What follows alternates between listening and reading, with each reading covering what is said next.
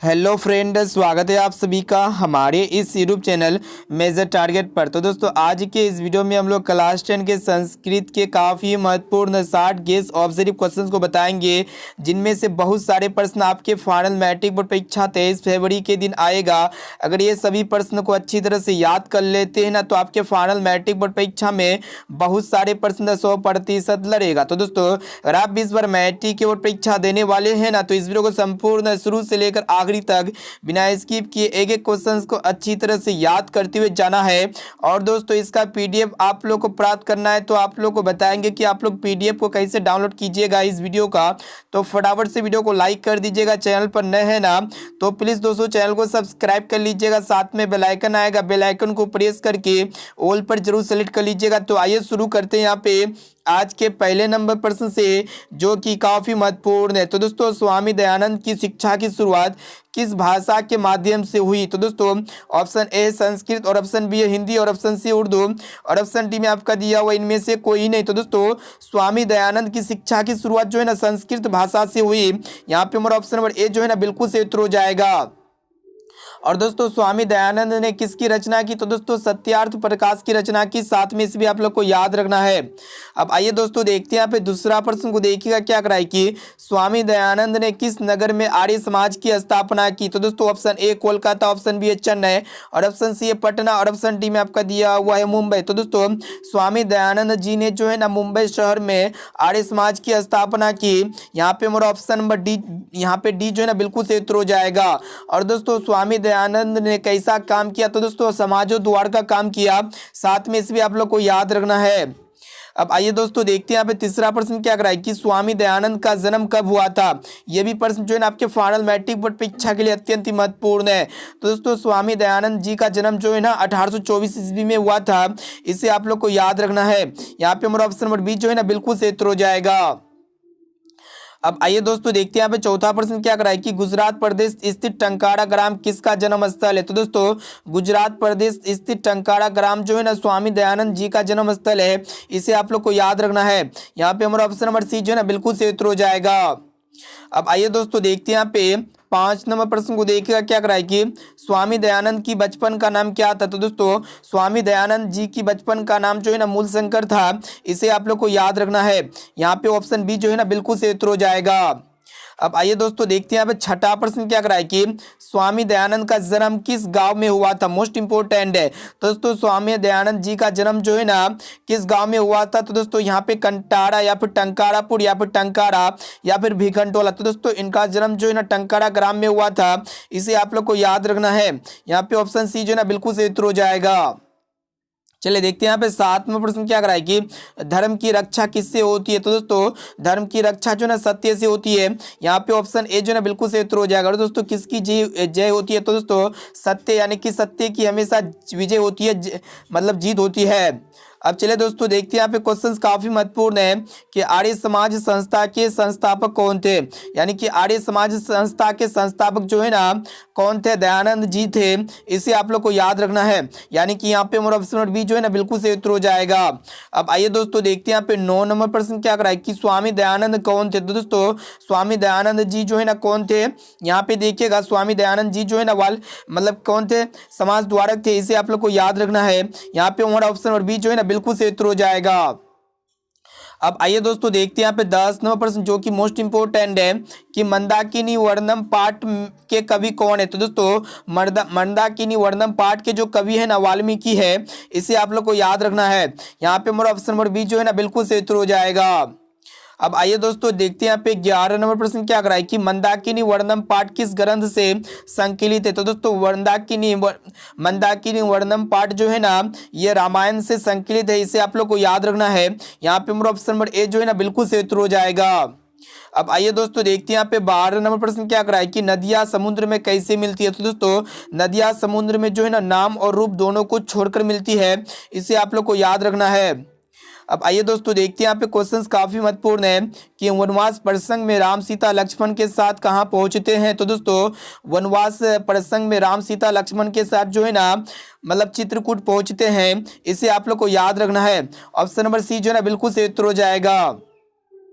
देखिए यहाँ पे 14 नंबर प्रश्न क्या करा है कि मंदाकिनी नदी किस पर्वत के निकट बहती है। तो दोस्तों मंदाकिनी नदी जो है ना ये चित्रकूट पर्वत के निकट बहती है।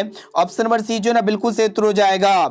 अब आइए दोस्तों देखते हैं यहाँ पे 15 नंबर प्रश्न क्या करा है कि मंदाकिनी वर्णम पाठ रामायण के किस कांड से संग्रहित है। काफी महत्वपूर्ण है दोस्तों। जो मंदाकिनी वर्णम पाठ है ना ये रामायण के अयोध्या कांड से संग्रहित है। इसे आप लोग को याद रखना है। ऑप्शन नंबर बी जो है ना बिल्कुल सही उत्तर हो जाएगा। तो दोस्तों यहाँ पे हम लोग काफी महत्वपूर्ण संस्कृत के 60 गेस ऑब्जर्व क्वेश्चन को बता रहे हैं, जिनमें से बहुत सारे प्रश्न आपके फाइनल मैट्रिक बोर्ड परीक्षा में 100% आएगा ही आएगा। और दोस्तों ये 60% का अगर आप फ्री ऑफ कॉस्ट पीडीएफ प्राप्त करना चाहते हैं ना, पहले आप लोग को वीडियो को संपूर्ण शुरू से लेकर आखिरी तक देखना पड़ेगा। उसके बाद यहाँ पे आप लोग को बताएंगे कि इनका पीडीएफ आप लोग कैसे प्राप्त कर सकते हैं। वीडियो को थोड़ा भी स्किप नहीं करना है, नहीं तो आप पीडीएफ प्राप्त नहीं कर पाएंगे।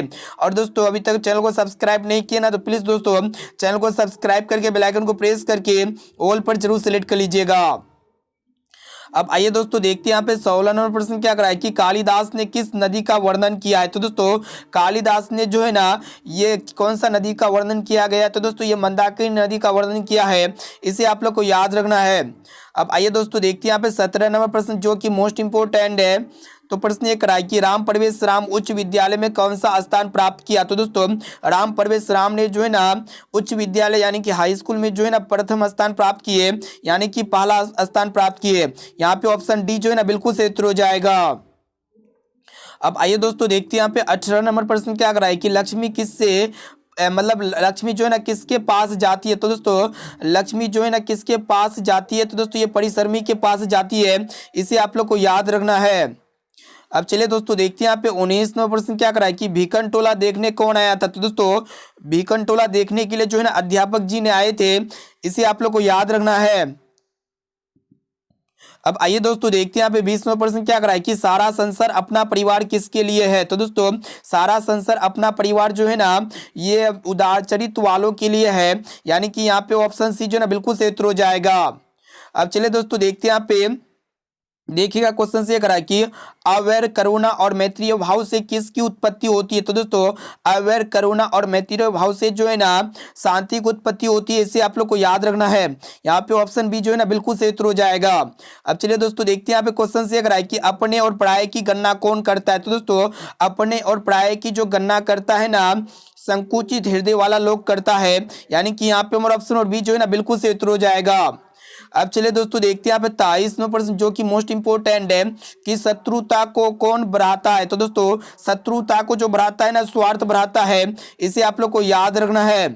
अब चलिए दोस्तों देखते हैं यहाँ पे 24 नंबर प्रश्न जो कि मोस्ट इंपोर्टेंट है कि अशांति से क्या होता है। तो दोस्तों अशांति से जो है ना क्या होता है मानवता का विनाश होता है, यानी कि यहाँ पे हमारा ऑप्शन और बी जो है ना बिल्कुल सही उत्तर हो जाएगा। चलिए देखते हैं यहाँ पे 25 नंबर प्रश्न क्या कराए कि अपना और पराये की गणना कौन करते हैं। तो दोस्तों अपना और पराये की गणना जो है ना लघु चित्त वाले लोग करते हैं, यानी कि छोटे सोच वाले लोग करते हैं। ऑप्शन बी यहाँ पे हमारा बिल्कुल सही उत्तर हो जाएगा। अब चलिए दोस्तों देखते हैं यहाँ पे 26वां प्रश्न क्या करा है कि पढ़ पढ़न से क्या मिलता है। तो दोस्तों पढ़ पढ़न से जो है ना हानि मिलता है। इसे आप लोग को याद रखना है, यानी कि यहाँ पे हमारा ऑप्शन नंबर सी जो है ना बिल्कुल सही उत्तर हो जाएगा। अब चलिए दोस्तों देखते हैं यहाँ पे 27वां प्रश्न जो कि मोस्ट इंपोर्टेंट है कि शांति किससे स्थापित होती है। तो दोस्तों शांति जो है ना ये परोपकार से स्थापित होती है, यानी कि यहाँ पे हमारा ऑप्शन नंबर बी जो है ना बिल्कुल सही उत्तर हो जाएगा। अब आइए दोस्तों देखते हैं यहाँ पे 28 नंबर प्रश्न जो कि मोस्ट इंपोर्टेंट है कि आर्य शब्द का क्या अर्थ है। तो दोस्तों आर्य शब्द का जो सही और सटीक अर्थ होता है ना सभ्य होता है। इसे आप लोग को याद रखना है। यहाँ पे हमारा ऑप्शन और बी जो है ना बिल्कुल सही उत्तर हो जाएगा। चलिए देखते हैं यहाँ पे नेक्स्ट क्वेश्चन क्या कराए कि स्वामी दयानंद का जन्म किस परिवार में हुआ था। तो दोस्तों स्वामी दयानंद जी का जन्म जो है ना किस परिवार में हुआ था। तो दोस्तों कर्मकांडी परिवार में हुआ था। इसे आप लोग को याद रखना है। अब आइए दोस्तों देखते हैं यहाँ पे मोस्ट इंपोर्टेंट है कि स्वामी दयानंद के लिए कौन पर्व उद्बोधक सिद्ध हुआ। तो दोस्तों स्वामी दयानंद के लिए जो है ना शिवरात्रि पर्व उद्बोधक सिद्ध हुआ, यानी कि यहाँ पे हमारा ऑप्शन नंबर डी जो है ना बिल्कुल सही उत्तर हो जाएगा।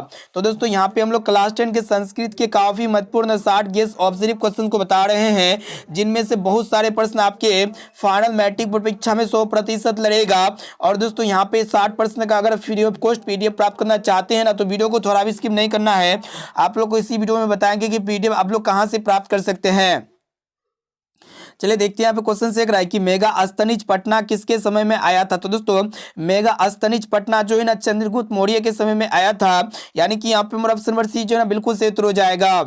अब आइए दोस्तों देखते हैं यहाँ पे 32वां प्रश्न देखिएगा जो कि मोस्ट इंपोर्टेंट है कि पाटलिपुत्र पटना के नाम से कब मतलब प्रसिद्ध हुआ। तो दोस्तों यहाँ पे देखिएगा पाटलिपुत्र पटना के नाम जो है ना पाटलिपुत्र मतलब कौन सा मतलब मध्यकाल से जो है ना प्रसिद्ध यानी कि फेमस हुआ था मध्यकाल में। यहाँ पे ऑप्शन सी जो है ना बिल्कुल सही उत्तर हो जाएगा। चलिए देखते हैं यहाँ पे क्वेश्चंस काफी महत्वपूर्ण है कि पाटल पुषियों की पुतली का रचना के आधार पर पटना का कौन सा नाम है, काफी महत्वपूर्ण है। तो यहाँ पे आप सबको बताना है कि पाटल पुषियों की पुतली का रचना के आधार पर पटना का जो है ना कौन सा नाम है, पटना नाम है, यानी कि यहाँ पे देखिएगा पाटलिपुत्र नाम है। ठीक है, यहाँ पे हमारा ऑप्शन नंबर सी जो है ना बिल्कुल सही उत्तर हो जाएगा। अब चलिए दोस्तों देखते हैं यहाँ पे क्वेश्चंस काफी महत्वपूर्ण है कि पाटलिपुत्र वैभवम पाठ में किस शहर का वर्णन है। तो दोस्तों पाटलिपुत्र वैभवम पाठ में जो है ना पटना शहर का वर्णन किया गया है। यहाँ पे हमारा ऑप्शन नंबर सी जो है ना बिल्कुल सही उत्तर हो जाएगा। अब आइए दोस्तों देखते हैं यहाँ पे काफी महत्वपूर्ण है कि काल चक्र के कारण कितने वर्ष तक मध्यकाल में पटना की स्थिति जर्जर रही। तो दोस्तों यहाँ पे देखिएगा आप लोग को बताना है कि काल चक्र के कारण कितने वर्ष तक मध्यकाल में पटना की स्थिति बर्बर मतलब जर्जर रही। तो दोस्तों 1000 वर्ष तक जो है ना पटना की स्थिति जर्जर रही, यानी कि यहाँ पे हमारा ऑप्शन नंबर बी जो है ना बिल्कुल सही उत्तर हो जाएगा। अब आइए दोस्तों देखते हैं यहाँ पे 36वां प्रश्न क्या करा है कि पटना शब्द किस शब्द से बना है। तो दोस्तों पटना शब्द जो है ना ये किस शब्द से बना है। तो दोस्तों ये पत्तन शब्द से बना है। यहाँ पे हमारा ऑप्शन नंबर सी जो है ना बिल्कुल सही उत्तर हो जाएगा। अब चलिए फ्रेंड देखते हैं यहाँ पे 37वां प्रश्न क्या करा है कि गुरु गोविंद सिंह किस धर्म के गुरु थे। तो दोस्तों गुरु गोविंद सिंह जो है ना ये सिख धर्म के गुरु थे, यानी कि यहाँ पे हमारा ऑप्शन नंबर डी जो है ना बिल्कुल सही उत्तर हो जाएगा। अब आइए दोस्तों देखते हैं यहाँ पे 38वां प्रश्न जो कि मोस्ट इंपोर्टेंट है कि पाटलिपुत्र किस नदी के किनारे अवस्थित है। तो दोस्तों पाटलिपुत्र जो है ना ये गंगा नदी के किनारे स्थित है, इसे आप लोग को याद रखना है। यहाँ पे हमारा ऑप्शन नंबर ए जो है ना बिल्कुल सही उत्तर हो जाएगा।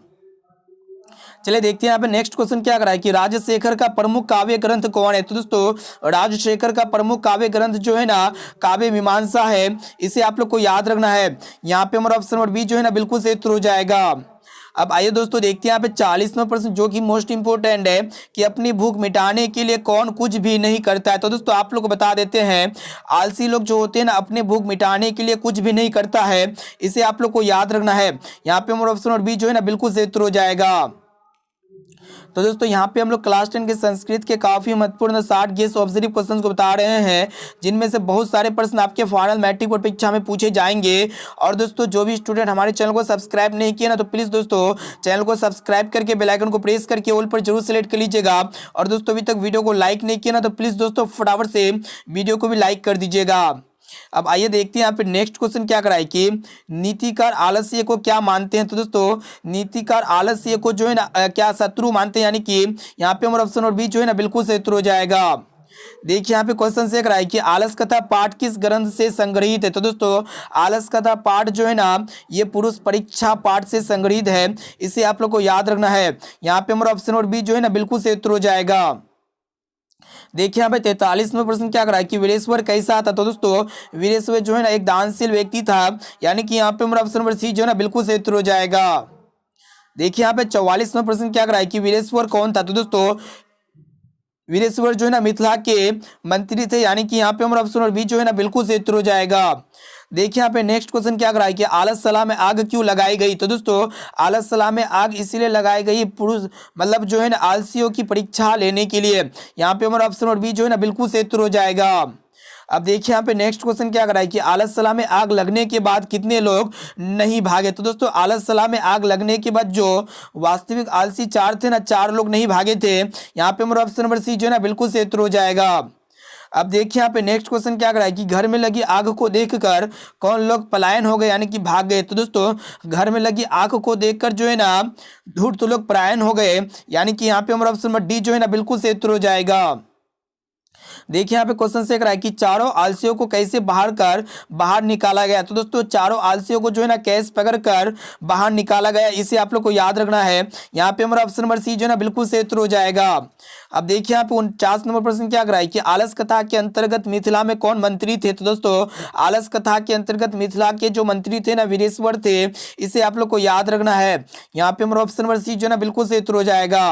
अब चलिए फ्रेंड देखते हैं यहाँ पे 50वां प्रश्न क्या करा है कि बनावटी आलस्य दिखाकर कौन भोजन ग्रहण करते थे। तो दोस्तों बनावटी आलस्य दिखाकर जो है ना भोजन कौन ग्रहण करते थे। तो दोस्तों धूर्त लोग ग्रहण करते थे, इसे आप लोग को याद रखना है। यहाँ पे हमारा ऑप्शन नंबर सी जो है ना बिल्कुल सही उत्तर हो जाएगा। अब आइए दोस्तों देखते हैं 51 नंबर प्रश्न क्या कराई कि आलस सलाह में आग किसने लगाई। तो दोस्तों आलस सलाह में जो आग लगाई थी ना आलस के कर्मचारियों ने लगाई थी, यानी कि यहाँ पे हमारा ऑप्शन नंबर सी जो है ना बिल्कुल सही उत्तर हो जाएगा। देखते हैं यहाँ पे नेक्स्ट क्वेश्चन जो कि अत्यंत ही महत्वपूर्ण है कि आलस सलाह में आग कब लगाई गई। तो दोस्तों आलस सलाह में आग जब लगाई गई थी तब लगाई गई थी जब सब सो रहे थे, यानी कि यहाँ पे हमारा ऑप्शन नंबर सी जो ना बिल्कुल सही उत्तर हो जाएगा। अब आइए फ्रेंड देखते हैं यहाँ पे 53 नंबर प्रश्न क्या कराए कि मैत्रेय का वर्णन किस उपनिषद में मिलती है। तो दोस्तों मैत्रेय का वर्णन जो है ना ये बृहदारण्यक के उपनिषद में मिलती है, इसे आप लोग को याद रखना है। यहाँ पे हमारा ऑप्शन नंबर सी जो ना बिल्कुल सही उत्तर हो जाएगा। अब चलिए फ्रेंड देखते हैं यहाँ पे 54 प्रश्न क्या कराए कि वरदाम्बिका परिणय चंपू किसकी रचना है। तो दोस्तों वरदान यहाँ पे आप लोग को बताना है कि वरदाम्बिका परिणय चंपू जो है ना ये किसकी रचना है। ये दोस्तों ये जो है ना तिरुलंबा की रचना है, यानी कि यहाँ पे हमारा ऑप्शन नंबर सी जो है ना बिल्कुल सही उत्तर हो जाएगा। अब चलिए दोस्तों देखते हैं यहाँ पे 55 नंबर प्रश्न क्या कराए कि आधुनिक संस्कृत लेखिका कासु का प्रसिद्ध था क्या है। तो दोस्तों ये जो है ना देखिएगा आधुनिक संस्कृत लेखिका कासु प्रसिद्ध था जो है ना पंडित छमाराव है। यहाँ पे देखिएगा यहाँ पे जो है ना ऑप्शन ए जो है बिल्कुल सही उत्तर हो जाएगा। अब चलिए दोस्तों देखते हैं यहाँ पे नेक्स्ट क्वेश्चन क्या करा है कि ऋग्वेद में कितनी महिला ऋषिकराओं का वर्णन प्राप्त है। तो दोस्तों ऋग्वेद में जो है ना 24 महिला ऋषिकराओं का वर्णन प्राप्त है, यानी कि यहाँ पे हमारा ऑप्शन नंबर ए जो है ना बिल्कुल सही उत्तर हो जाएगा। अब चलिए फ्रेंड देखते हैं यहाँ पे नेक्स्ट क्वेश्चन क्या करा है कि शंकर चरित्र के रचनाकार कौन है। तो दोस्तों शंकर चरित्र के जो रचनाकार है ना यहाँ पे वनमाला भवालकार है, यानी कि यहाँ पे हमारा ऑप्शन नंबर बी जो है ना बिल्कुल सही उत्तर हो जाएगा। अब आइए दोस्तों देखते हैं यहाँ पे नेक्स्ट क्वेश्चन जो कि मोस्ट इंपोर्टेंट है कि कंपन राय की रानी कौन थी। तो दोस्तों कंपन राय की जो रानी थी ना कौन थी, यहाँ पे देखिएगा गंगा देवी थी, यानी कि यहाँ पे हमारा ऑप्शन नंबर बी जो है ना बिल्कुल सही उत्तर हो जाएगा।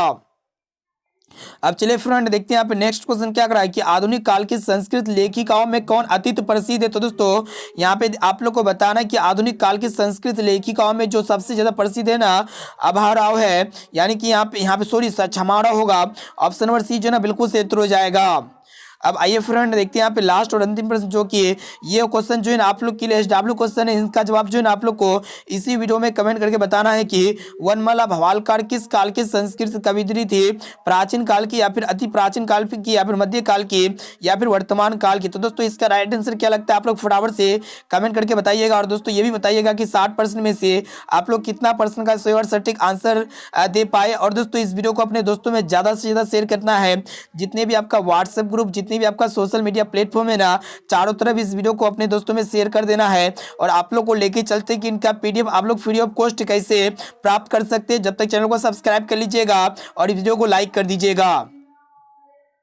तो दोस्तों PDF को डाउनलोड करने के लिए जो है ना आपको अपने मोबाइल के क्रोम ब्राउजर पे चले आना पड़ेगा। उसके बाद यहाँ पे सर्च बार में आप लोग को लिखना पड़ेगा measuretarget.co.in। यहाँ पे स्पेलिंग को आप लोग को जो है ना ध्यानपूर्वक करेक्ट लिखना पड़ेगा, तभी यहाँ पे जो है ना आप लोग के मोबाइल पे ओपन हो पाएगा, तभी आप जो है ना PDF को फ्री ऑफ कॉस्ट प्राप्त कर सकते हैं। तो यहाँ पे आप लोग को measuretarget.co.in जैसे ही लिखते हैं ना तो इस तरह का मतलब इंटरफेस आएगा सर्च करने के बाद। तो नीचे थोड़ा स्क्रॉल डाउन करेंगे तो यहाँ पे इस तरह का लिंक खुलेगा, तो ये वाले लिंक पे जो ना क्लिक कर देना पड़ेगा। तो दोस्तों जैसे ये वाला लिंक पे क्लिक करते हैं ना तो इस तरह का आप लोग को इंटरफेस आएगा। तो नीचे थोड़ा स्क्रॉल डाउन करेंगे, उसके बाद यहाँ पे देखिएगा कि PDF डाउनलोड के बटन पे क्लिक कर देना पड़ेगा। तो दोस्तों यहाँ पे PDF डाउनलोड के बटन पे जैसे क्लिक करते हैं ना तो नीचे यहाँ पे स्क्रॉल डाउन करते हुए आइएगा तो यहाँ पे देखिएगा कि अभी जो 5 तारीख का जो क्लास कराया संस्कृत का जो 60 गेस्ट क्वेश्चन कराए ना, तो यहाँ पे डाउनलोड के बटन पे इजीली क्लिक कीजिएगा ना तो इनका PDF आप लोग डाउनलोड कर सकते हैं। इनके साथ साथ यहाँ पे क्लास 10 के सभी विषय के से